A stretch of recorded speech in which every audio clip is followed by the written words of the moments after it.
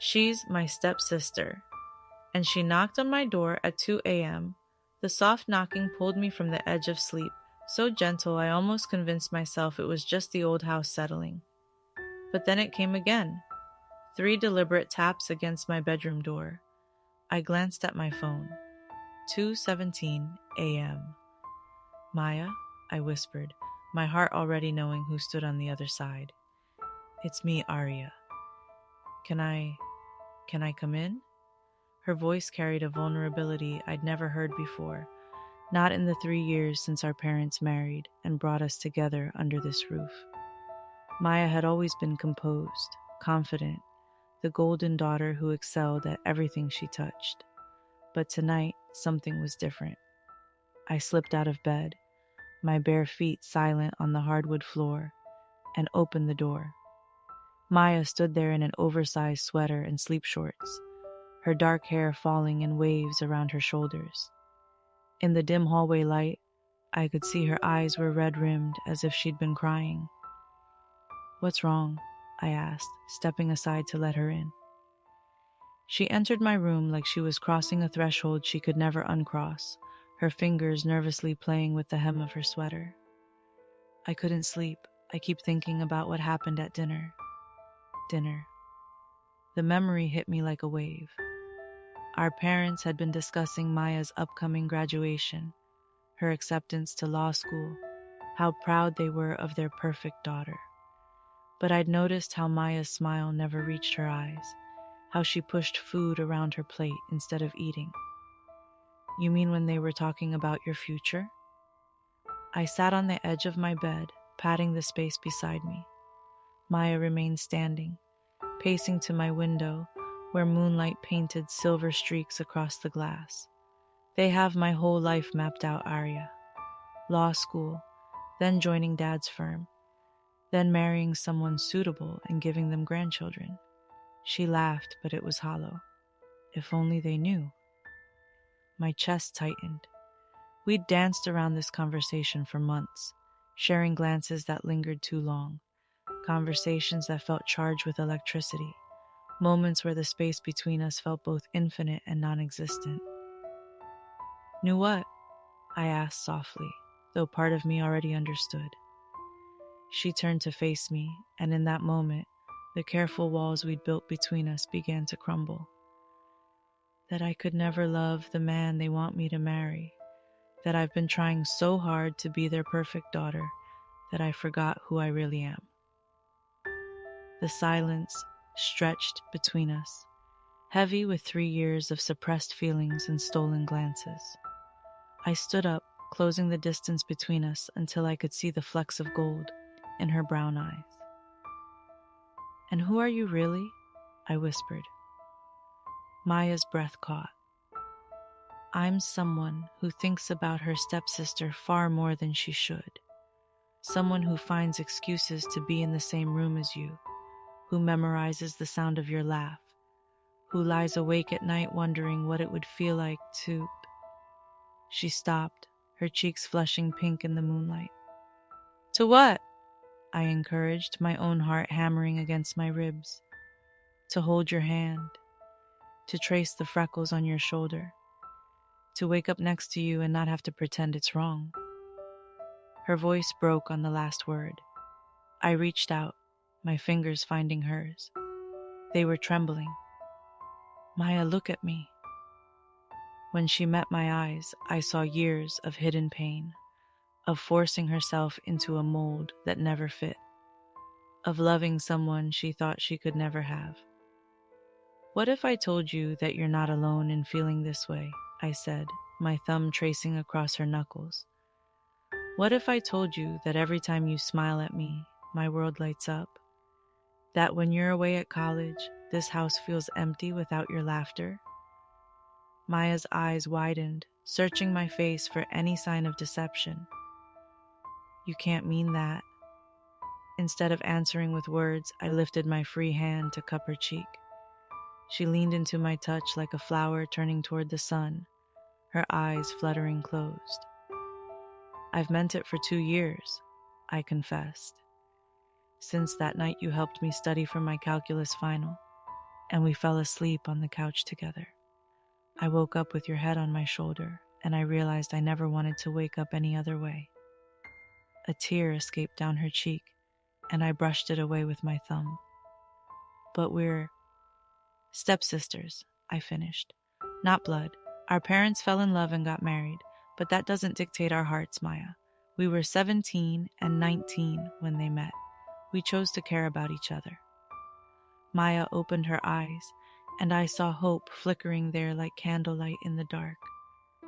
I'm scared, Arya. What if they find out? What if they hate us? Then we'll face it together, I said, my forehead touching hers. But right now, in this moment, it's just us. No expectations, no perfect daughter, no family drama. Just Maya and Arya.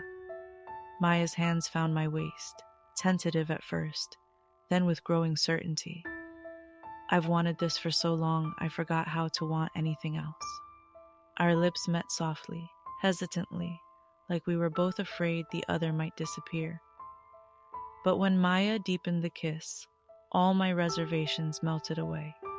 She tasted like mint tea and possibilities, like every dream I'd been too afraid to voice. When we finally broke apart, both breathing hard, Maya rested her forehead against mine. What happens now? Now we take it one day at a time, I said, leading her to sit on my bed. We figure out how to be true to ourselves while navigating the complicated family dynamics. We support each other through whatever comes next. Maya curled up beside me, her head on my shoulder, just like that night 2 years ago. I graduate in 3 months. I don't have to go to law school. I could stay here, figure out what I actually want to do with my life. What do you want to do? I asked, running my fingers through her hair. I want to write, she said without hesitation. I want to travel and write stories about the people I meet. I want to be brave enough to live authentically, even if it disappoints them. Then that's what you'll do, and I'll be right there cheering you on. We talked until dawn painted the sky pink and gold, sharing dreams and fears we'd kept locked away.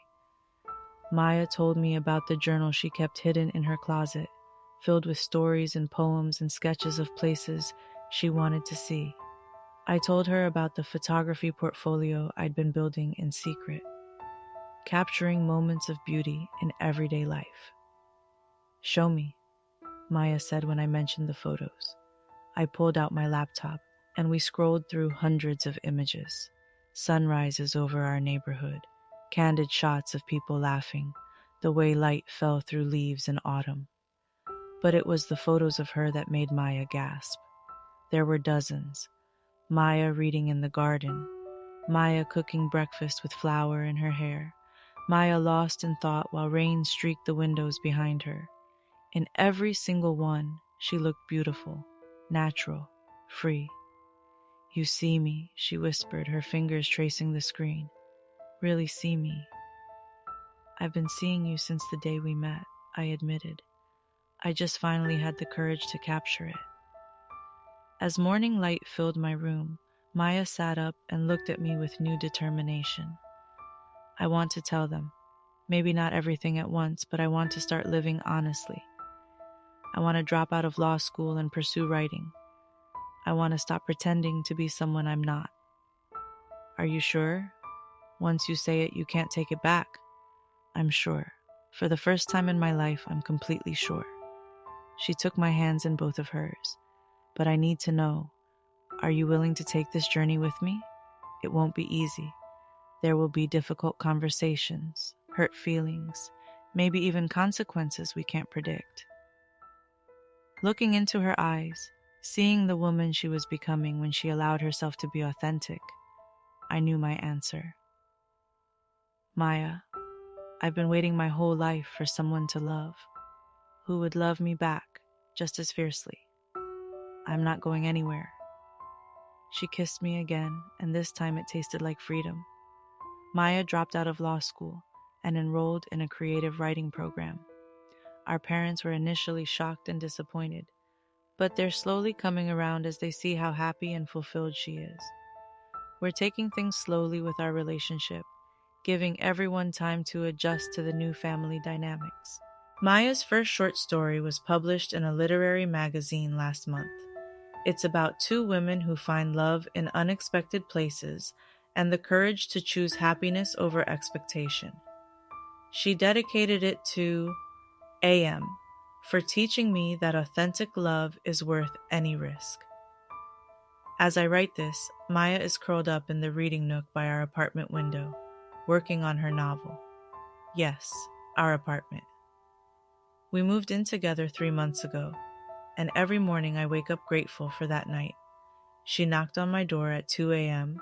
and changed both our lives forever.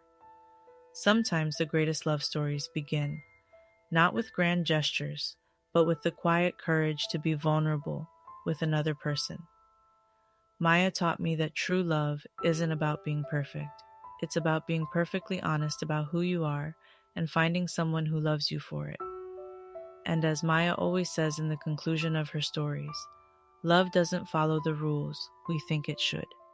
It follows the heart, and the heart knows what it needs to flourish. Thank you for joining us on this journey of love, courage, and authenticity. If you enjoyed this story, please like and subscribe to Heart Connection for more heartfelt tales of love in all its beautiful forms. Share your own stories of finding courage to be your authentic self in the comments below. Your story might inspire someone else to find their own path to happiness.